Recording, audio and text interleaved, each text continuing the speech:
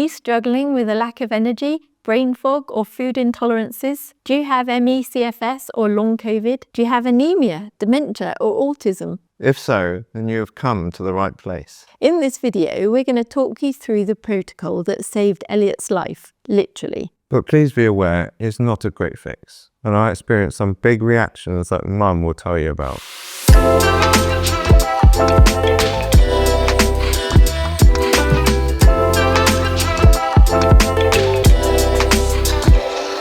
If you've already watched Elliot's story, where we describe what living with extremely severe ME/CFS looks like, it's just hard to imagine how anyone could survive a day like that, let alone living for years, then you're definitely going to want to know what changed his life around.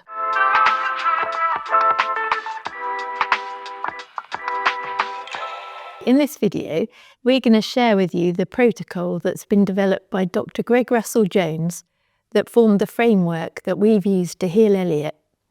And Greg has given us his very kind and generous permission to share his research and his findings, so that hopefully many more people are going to be able to share the same benefits that Elliot has.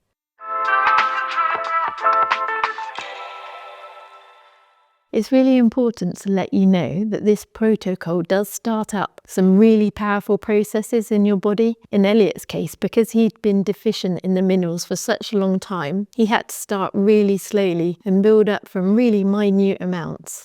I will tell you about some of the serious reactions that you need to be aware of and what you can do about them later in the video, and also where you can find a lovely online support group that's got a lot more information from Greg. So I'm going to talk you through this protocol because I'm satisfied that it's backed by scientific evidence and it's based upon individual test results and using only the recommended daily amount of supplements, and then only using those if the tests show that it's necessary. This video is our own experience that we're sharing for general educational purposes, and so you must consult your own doctor for specific advice before starting any supplements. This is especially important if you have any thyroid issues or are taking other medication. So the protocol that we're talking about is available on Greg's website, understandingcfs.info, and it's called the RnB Treatment Protocol.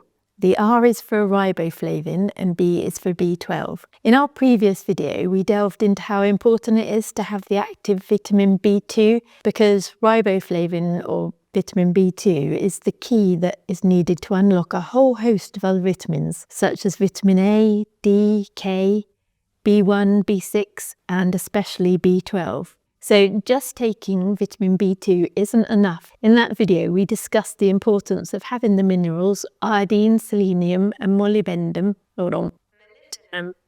Molybdenum. Why can't I remember it? Why can't I have a molybdenum? Okay, let's see if we can get this right. So in that video, we discussed the importance of having iodine, selenium, and molybdenum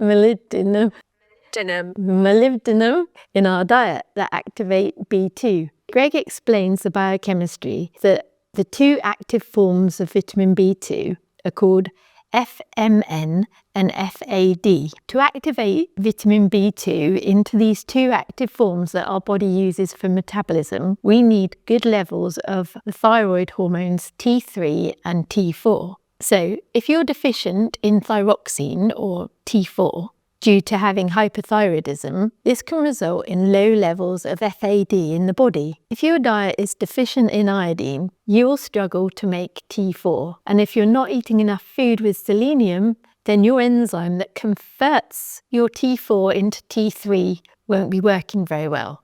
And if you're not eating enough of your beans, then you may not have enough molybdenum to convert your FMN to SAD.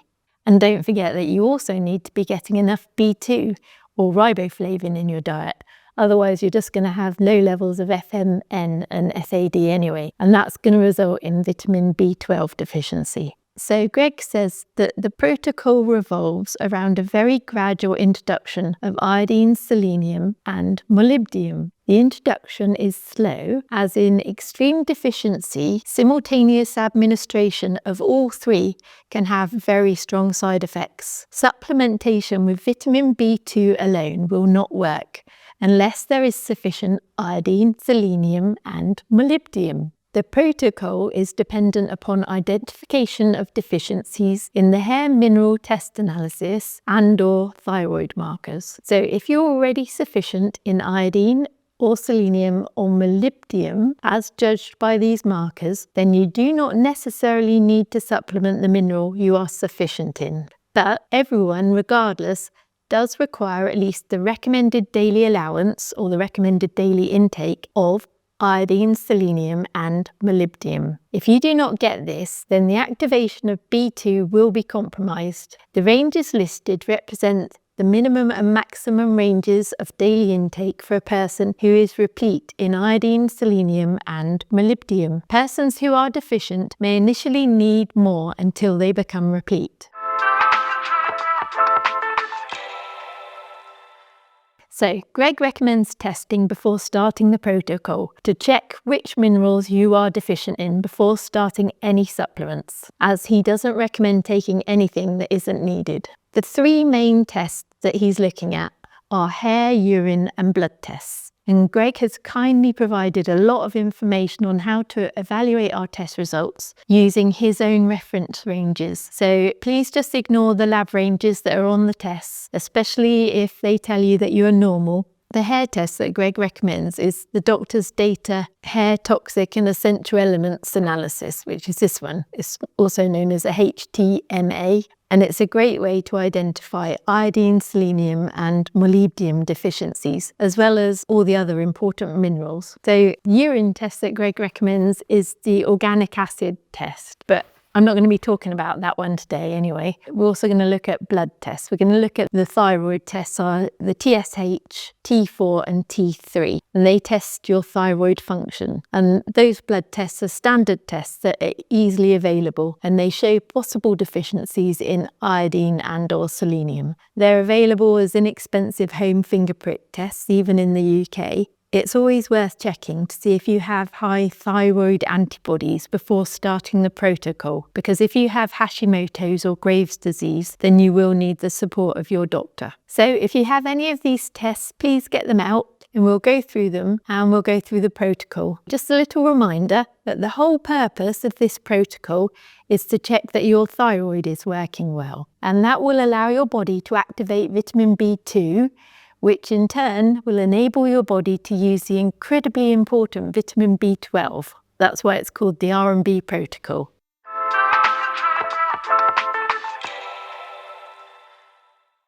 The first step is to get your thyroid working at an optimal level, which requires the mineral iodine. Iodine is essential for the production of thyroid hormone T4. To determine if your thyroid would benefit from supplementing with iodine, Greg's data shows that a suitable target for iodine can be assessed by monitoring your TSH level, where a target of between 0.5 and 1.5 should be aimed for. So, if your TSH is above 1.5, this could indicate that you need more iodine in your diet, especially if your T4 levels are at the low end of the stated range. So Greg always says that TSH levels should be as close to 1 as possible, and your T4 should be at least mid-range. If your TSH level is actually below 0.5, then you may not need iodine at this time. Over the years of coaching people in this protocol, there have been many people who have hidden iodine deficiency that only shows up after they've progressed through the protocol. So I usually test Elliot's thyroid every 3 months, and then we can tweak the amount of iodine and selenium and molybdenum that he needs. If you do have a hair test,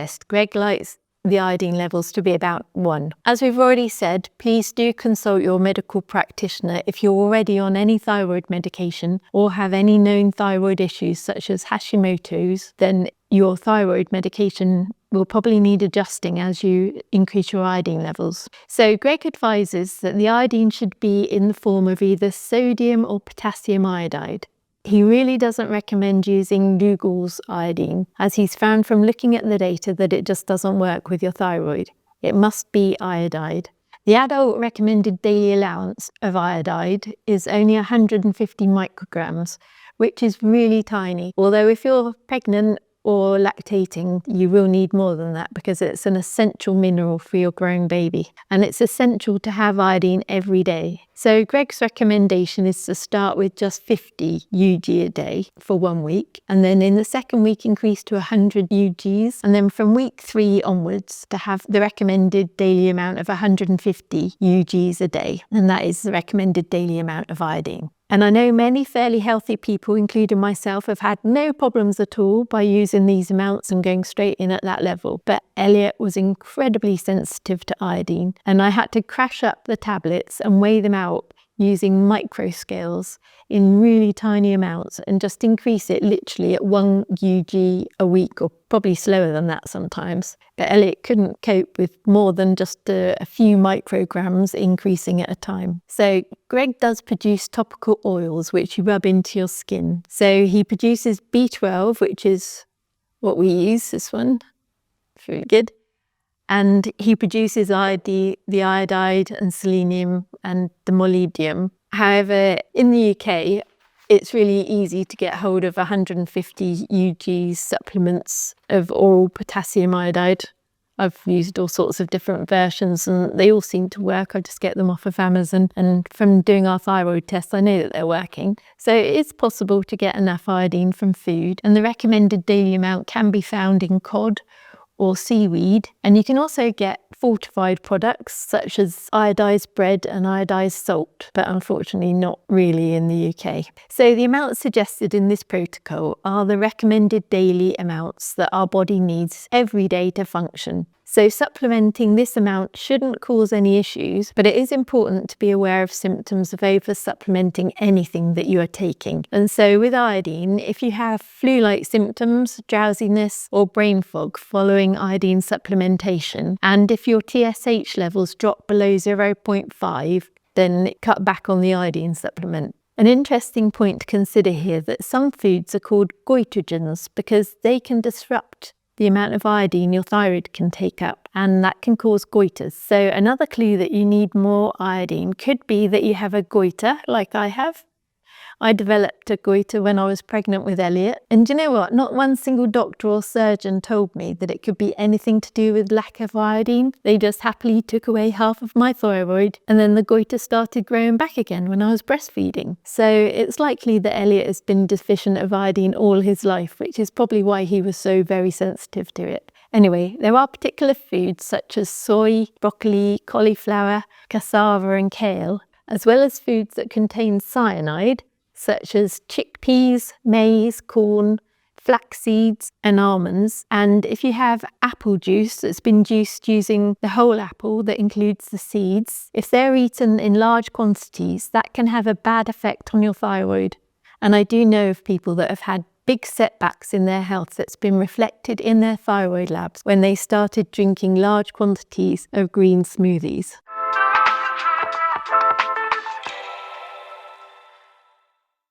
So Greg recommends that after 2 weeks of supplementing iodine, at whatever level you can tolerate, you add in selenium if you need it. Selenium is essential for the conversion of the thyroid hormone T4 to T3. And that's used by an enzyme in our cells that converts the B2, or the riboflavin, to FMN, which is an active form of vitamin B2 that our cells can use. So to know if you already have enough selenium, if you've done the hair test, it should show your selenium levels at 1. And if you have some blood tests, your blood T3 levels should be at least mid-range of the ranges that you're given. So if your tests are lower than this, then Greg would say that you are selenium deficient. And Greg says that the selenium that you use should be as selenite salt, but it should not be selenomethionine or selenium chelates or selenium amino acid complexes, because each of those have been shown not to work from his test results. So the adult recommended daily amount for selenium is between 55 and 200 UGs every single day of the week. So if your tests show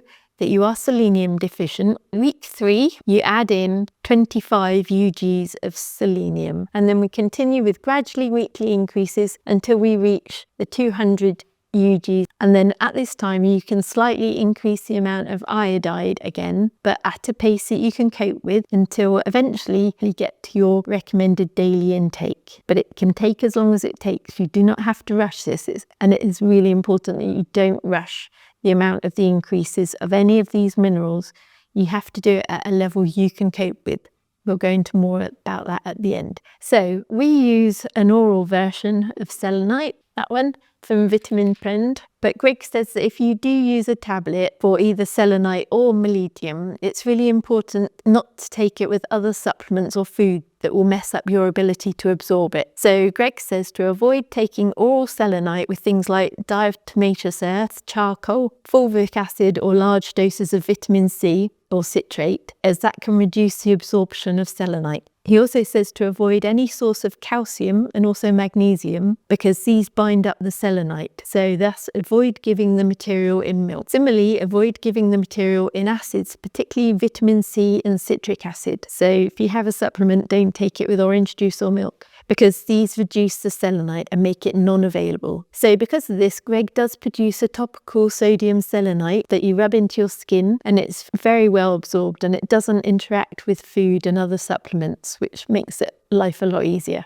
So natural sources of selenium, sardines and dairy are really good for, and also liver. Greg tells me that farmers use selenium to give to their cows to increase milk production. So there are forms of cheese that actually has really high levels of selenium in it. Now, most people think of a Brazil nut as being a really good source of selenium, but Greg says that in functional B2, B12 deficiency, the form selenomethionine that's found in Brazil nuts won't work. But good sources of selenium could be eggs, tuna, shrimp, beef, turkey, and also wheat, but only from selenium-sufficient soils. Apparently, organic foods or gluten-free foods are often low in selenium, and also wheat that's from selenium-depleted soils such as the UK, New Zealand, most of Europe, Australia, and America. Now, it's important to know the symptoms of over-supplementing with selenium, and those would be a garlicky odour in the breath and a metallic taste in the mouth. Also nausea, diarrhoea, tiredness, irritability and joint pain. Also brittle nails and deformed nails, and skin rashes, as well as discoloration and loss of teeth.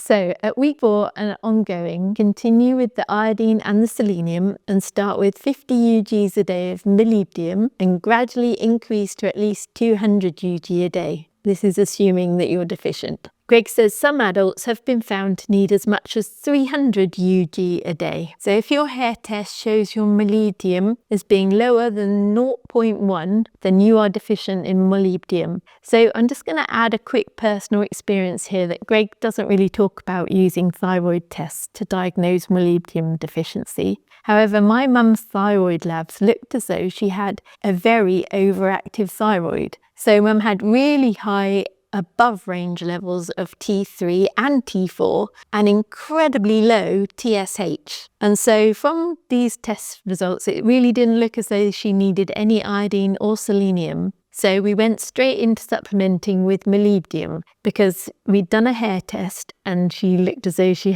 was pretty much non-existent molybdenum in her hair test. So then when her doctor retested her thyroid labs a couple of months later, they had completely changed, showing that she actually did have a really big need for all 3 of the minerals, and that was confirmed in her hair test as well. So regular testing is really important once you start the protocol, because once your body starts receiving the minerals that your body needs, it can change your thyroid greatly. Greg says that the version of molybdenum should be sodium or ammonium molybdate, not a molybdenum chelate or a molybdenum amino acid complex. So we use these Vitamin Trend molybdates. They come in 150 UGs. But again, Greg gives advice on avoiding taking oral molybdate with any source of calcium or magnesium, because these will bind up your molybdate, making it unavailable. So don't take these supplements with milk, and similarly avoid having it with orange juice because the vitamin C or citric acid will reduce the molybdate,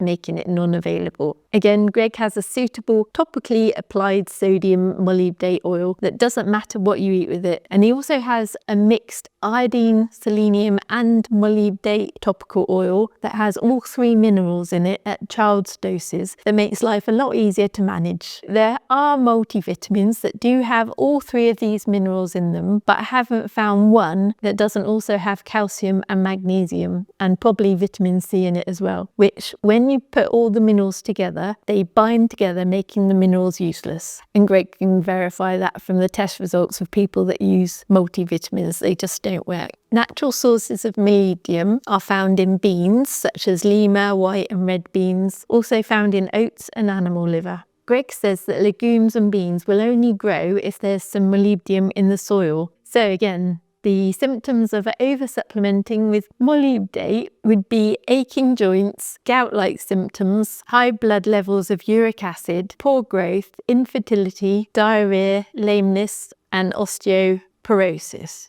So it is really important that you do test your levels and you don't over-supplement and take things that you don't need.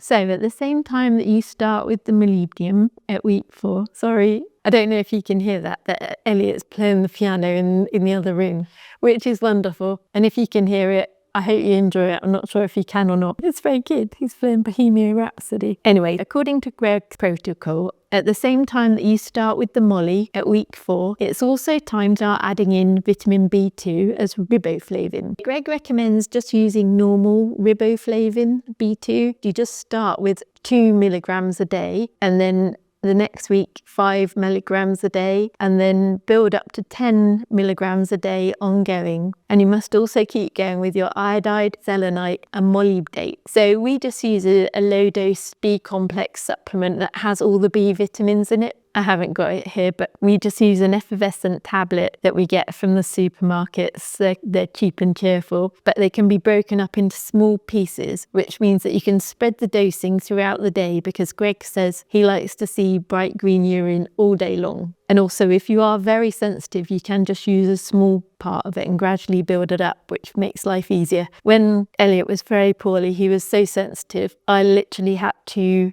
make my own B capsules with minuscule amounts of B2 in it to start off with and build them up. But the effervescent tablets are easy because you can just break off a tiny part of it. We find using a B complex tablet rather than just B2 on its own is useful because once your body starts activating that B2, that will in turn start activating all the other vitamins that need B2, and your body will need a lot of support to do all those repairs that it's been postponing while it didn't have the ingredients that it needed. So please make sure that you take any complex containing calcium and magnesium away from any oral selenium and molybdenum. Now, it will be normal for you to have bright yellow B2 urine all through the day, as B2 is a water-soluble vitamin and it gets washed out quickly. Your body will take what it needs, but when your urine is pale with no bright yellowness in it, it means that you haven't got enough B2 at that point. So try and keep it nice and bright, yellowy green all day long. So take the B vitamins with food because that will help you absorb them, and take the B2 regularly through the day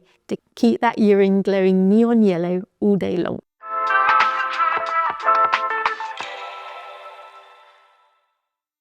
So at about week 6, once you've been taking all the minerals and B2 for a couple of weeks, it's time to add in B12. When it comes to B12, I would absolutely recommend using Greg's topical oils. So I'm not affiliated with Greg in any way, but I'm just incredibly grateful to him for the research and the support that he's given to Elliot and I, and for so many other people as well, because without Greg, I can't imagine what state Elliot would still be in. Even if he'd still be alive, I really don't know. He was so ill, but he would definitely still be in bed and he would definitely still be in pain. And I would still be caring for him 90 hours every week without having a life of my own. So I will say that the oils are very potent and already activated. And if you use the topical oils, you will be absorbing far more than you will get in any oral version, because there's just so many things that stop your body absorbing the minerals from the tablets. So in this B12, there are actually 2 different forms and they're both activated. But as already mentioned, this step can cause big startup reactions that I'm going to tell you about in just a moment. So we use Greg's adenosyl methyl B12 topical oil mixture, and it's available from his B12 oils website. So if you take B12, it's quite good to experiment the timing of when you take it, because some people take it first thing in the morning and they find it gives them more energy, and some people like taking it at night to help them sleep. It's an individual experience. I find if I take it early in the day, that helps me sleep. So Greg suggests starting with just a tiny drop from the pump and applying the oil on an area of clean, dry skin and rubbing it in like a massage oil. I'll show you what it looks like. I've already done some today, so hopefully I won't be too energetic tonight. But a whole drop looks like that. Then I just rub it in to my skin and it just disappears in your skin. So some people are very deficient and have a really big reaction to just a tiny amount of B12. In the case of Elliot, we had to unscrew the top.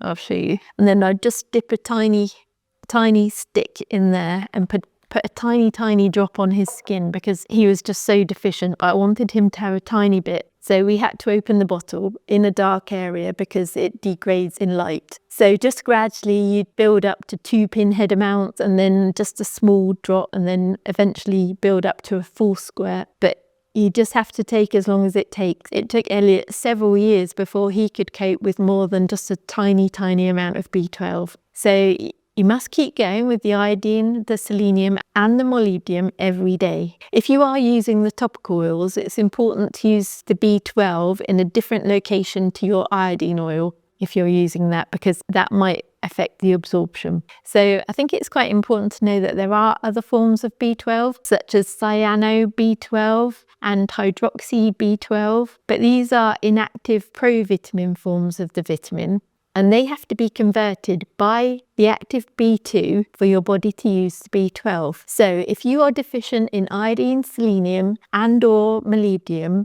your body cannot use those inactive versions of B12. So Greg says that the major limitation to oral delivery of vitamin B12 is that the number of receptors on our gut wall is rather small, and so only 3 to 6 micrograms of B12 is absorbed via the receptors on the wall of our guts and can actually enter our bloodstream. So if you take a 2000 microgram pill, you might only absorb about 26 micrograms from that tablet. So if you compare this to injections or to Greg's transdermal skin oils that don't go through the gut, you're probably going to actually absorb 80% of that squirt that I just did, which is actually about 2000 micrograms, and that will be released slowly and gradually. So some people find that as they start activating their B2, which is then activating so many different processes in their body, they find that they need more B2 to keep up with it. The signs of B2 deficiency to look out for are acne, red and crusty or cracking skin around the lips and the corners of your mouth, or red, scaly and itchy skin around your nostrils and your ears and your eyelashes, also your genitals. And I'll have to ask Elliot if he'll let me keep this in. When Elliot was in hospital and he was really deficient in B2, his testicles went bright red. And when I looked it up, there is actually a condition called, I think it was called red balls. And it was something that happened in the prisoner of war camps where they got very vitamin B2 deficient. If you do get red balls, that is a sign that you need more B2. So when you've been on the protocol for a month or so, it is definitely worth rechecking your thyroid tests, because Greg explains that it appears that once the protocol starts to work, many cells express their T4 receptors and they madly take up the T4 and convert it to T3, and then the B2 conversion starts. So this also affects making more red blood cells, which is a high user of iron, and so your ferritin can drop as well. In response, your T4 will drop and your TSH will rise. But after a while, it will all start to equalize out and it will bring it back to where it should be. So we test about every 3 months and we adjust the amount of the minerals that we supplement according to our results.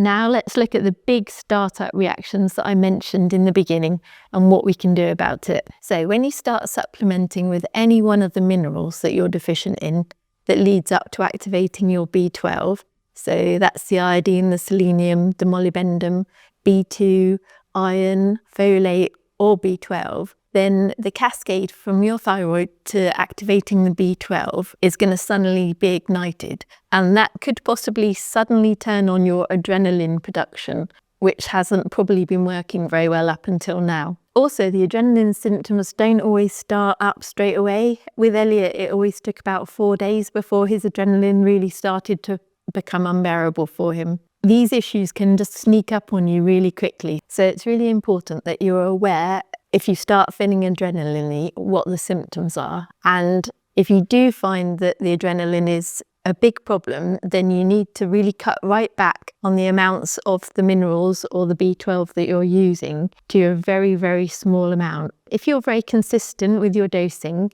and have it every day at a very low level, you can build it up gradually and your body will slowly get used to it. Some people don't have a problem with it at all. So here are some signs that you're producing a lot of adrenaline to be aware of. So if you start feeling much tireder than normal, or you start feeling joint or muscle pain, or if you get skin rashes, that's also a sign. You might become sensitive to the light or more irritable. You might start feeling dizzy and you might have sleep disturbances. You might find that you start getting cramp and sweats. So Elliot was just covered in sweat. And it might affect your blood pressure levels, and headaches, especially migraines, is a sign that you're using a lot of adrenaline, and also swollen glands. A metallic taste in the mouth, feeling sick and feeling bloated and constipated, or even diarrhea. There's a lot of symptoms of adrenaline. But Elliot really suffered from heart palpitations. His heart would just go crazy. And he also got a lot of tinnitus. And whenever we did any tiny amount of increase in the iodine, he always felt like he had flu for a few days. Apparently conjunctivitis and throat swelling can happen as well. So if you do experience a lot of adrenaline, then do make sure you keep well hydrated and avoid alcohol and caffeine, which can make things worse, and then take as much potassium food as you need when you start feeling the adrenaline symptoms.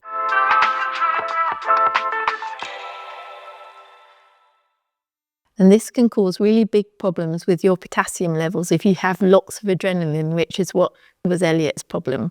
And a lack of potassium can become really quite serious quite quickly. But it's really important that if you do start any of these thyroid minerals or the B12 or B2, then you have plenty of potassium foods or supplements available. It is really natural that when you do start supplementing any of those vitamins that you've been deficient in, that you are going to get a little reaction. The important thing is that the reaction isn't uncomfortable and it should calm down after about 4 days as long as you keep up plenty of potassium. So if it is uncomfortable and it's not easing up with extra potassium foods, then it means that you are going too fast for your body to cope with. And you really need to cut right back on the amount of whatever supplement it was that's caused these symptoms for you. It's really important that you don't push your body too hard. Going slow and steady is much more important, and just take it slow. We found that keeping a detailed record of the date and the supplement and the amount was absolutely crucial to keep an eye on the symptoms. And from that, we could work out how long Elliot's adrenaline was going to last and what sort of amounts of potassium he needed to combat it. And so that we were prepared the next time that we did an increase on him, so that he knew what to expect and he was ready for it. We also found with Elliot that monitoring his pulse throughout the day helped us to judge how much potassium he needed, because the faster his pulse, the more potassium he actually did need. But to recognise the signs of potassium deficiency, which is known as hypokalemia. Severe hypokalemia can be life-threatening because of the effects it has on your muscles, especially on your heart muscle. So here are some signs that you need more potassium. The first one would be if you know that you're having a lot of adrenaline. But another one is if you have a large volume of dilute, really pale coloured urine. That is a sure sign that you are losing a lot of potassium in your urine. Also, if you have muscle weakness or paralysis, and are feeling very tired. If you get muscle cramps or spasms, and also digestive problems, heart palpitations was Elliot's big one, and muscle aches and stiffness. Also, you might get tingling and numbness. And some people, I think for a little while, Elliot actually had breathing difficulties. He found it hard to breathe, which is a scary one. So it really is important that you have enough potassium in your diet. Food sources of potassium would be dried apricots, but use the brown ones, not the bright orange ones. Also lentils, prunes, jacket potatoes are really good. Elliot ate a lot of potatoes and the skin has got a lot of potassium in it. Coconut water and orange juice also contain more potassium than a banana, even though everybody says bananas are high in potassium. If you can get the chronometer app on your phone, it's a really good way to check that you're getting the daily potassium intake, because the daily value for potassium is 4,700 milligrams for adults. I'm not going to talk about supplementing potassium now because there's a lot of medications that interact with potassium and medical conditions that are affected by your potassium levels. So it's important to speak to your medical person if you're concerned about potassium. From our own personal experience, Elliot really needed a lot of potassium at that time because his heart was just constantly racing at 140 beats per minute a lot of the time. And we found that for probably a couple of hours his heart would calm down after he'd eaten something high in potassium. Then a few hours later it would be back up to the 140 beats per minute. By measuring his heart, we could tell if he was starting to get low on potassium. And so he used potassium citrate powder that he got from the Now brand, and we could give him that in his drinks at a level that he needed to keep his heart rate low. It is important to balance your potassium with your salt and magnesium and calcium because they're all electrolytes and they all work really closely together. So if you can check your diet on chronometer to make sure you are getting enough salt, calcium, magnesium and potassium, that would be amazing. And another point to mention is that if you do supplement potassium, please do have it with food and a lot of water because it will spike your insulin, and so having it with food will make a big difference. Otherwise you might get hypoglycemia. And finally, I'm going to give you one more side effect, which was a big one and it was really difficult for Elliot to cope with, and that was dealing with anxiety and depression. And that can creep up on a person very slowly on the protocol. It can take a week or even 2 or even longer before suddenly it can kick in, because the process that we're doing is increasing your methylation in your body. And there are so many of the brain chemicals that need methylation. And what happens is if your methylation isn't working, those brain chemicals are well out of balance, but your body gets used to having higher levels than you should. So as you start to normalize your body, your brain has to get used to having more normal levels of your brain chemistry. This is how Greg explains the biochemistry to us. He said, you have 2 happiness hormones, and they are dopamine and serotonin, and which they're abnormally high in vitamin B12 deficiency. So the B12 deficient person is just like a person that's been on SSRIs or antidepressants for a long time. They're addicted to their own overproduction of serotonin and dopamine. So when you start to fix the B12 deficiency, your levels of dopamine and serotonin are going to drop rapidly. So your body will eventually adapt, but it can take a long time. And so you have to be very methodical and gradual with every increase in the cofactors. Greg recommended potentially following the advice that doctors suggest for coming off of antidepressants or any other addictive drug, and maybe only increasing the cofactors by as little as only 1% a day.